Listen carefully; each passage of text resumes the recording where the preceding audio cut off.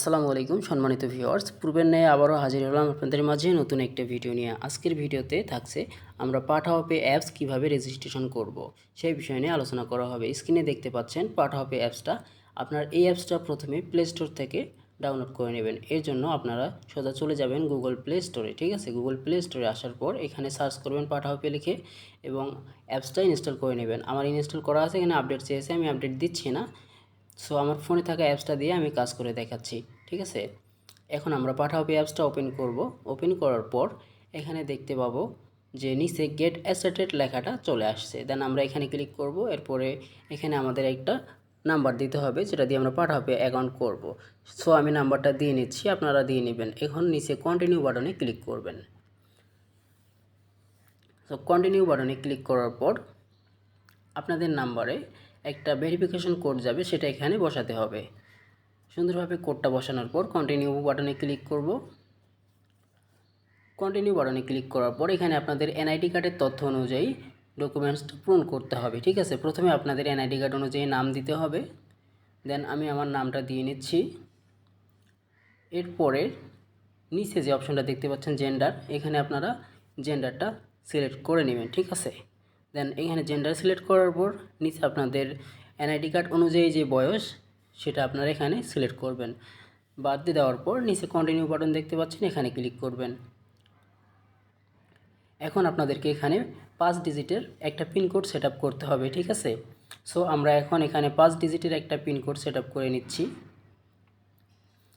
একই পিন আপনারা নিচেও দিবেন।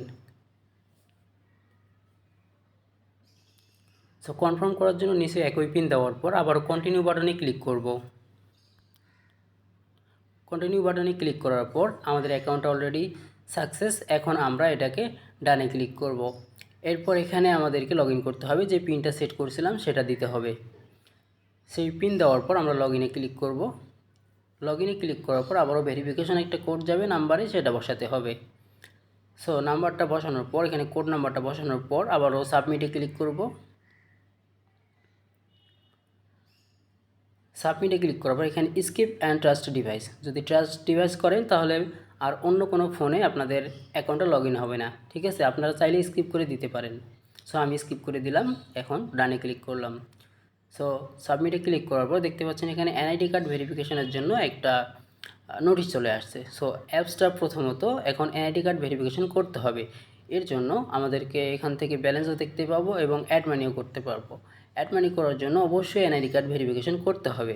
ঠিক আছে, সো আমরা প্রথমে এখন এনআইডি কার্ডটা ভেরিফিকেশন করে নিই। এর জন্য আমরা গেট স্টার্টে ক্লিক করব। ঠিক আছে, এখানে আমাদের এনআইডি কার্ডের সামনের এবং পিছনের ছবি তুলতে হবে। সো আমরা এখন এনআইডি কার্ডের ছবি তুলে নিই। টেক ফটোতে ক্লিক করি। এখন এনআইডি কার্ডের সামনের দিকটা ছবি তুলে নিব। এখন নিচে সাবমিটে ক্লিক করব। সেমভাবে আমরা এনআইডি কার্ডের পিছনের দিকটা ছবি তুলে নিব। ঠিক আছে, সো পিছনের দিকেও ছবি তুলে নেওয়ার পর নিচে আবারও সাবমিটে ক্লিক করব। সাবমিট বাটনে ক্লিক করার পর একটু লোডিং নেবে। এখানে আপনাদের এনআইডি কার্ড অনুযায়ী এনআইডি কার্ডের নাম্বার এবং জন্ম তারিখ দেখাবে। যদি সব ঠিক থাকে নিচে কন্টিনিউ বাটনে ক্লিক করবেন। সো কন্টিনিউ বাটনে ক্লিক করার পর আপনাদেরকে যেটা করতে হবে, আপনাদের ফেস ভেরিফিকেশন করতে হবে। এর জন্য নিচে ভেরিফাই ফটোতে ক্লিক করতে হবে। ঠিক আছে, সো আমরা এখন নিচে ভেরিফাই ফটোতে ক্লিক করি। নিচে ভেরিফাই ফটোতে ক্লিক করার পর আপনাদের ফেস এখানে দিতে হবে। ঠিক আছে, একটু চোখের পলক ফেলবেন, একটু হাসবেন, আপনাদের ছবিটা তুলে নেবে সে। এখন আমাদের সব তথ্য জমা দেওয়া কমপ্লিট। এখন আমরা ডানে ক্লিক করি। দেখতে পাচ্ছেন আমাদের অ্যাকাউন্টটা অলরেডি হয়ে গেছে।